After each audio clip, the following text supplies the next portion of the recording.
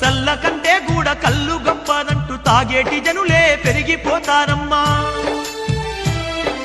దేవుడే లేడాను నాస్తికవాదులు దేశ దేశాన ఎక్కువైతారమ్మా. నిజమైన భక్తులే తగ్గిపోతారమ్మ, కపటదారులే పెరిగిపోతారమ్మా.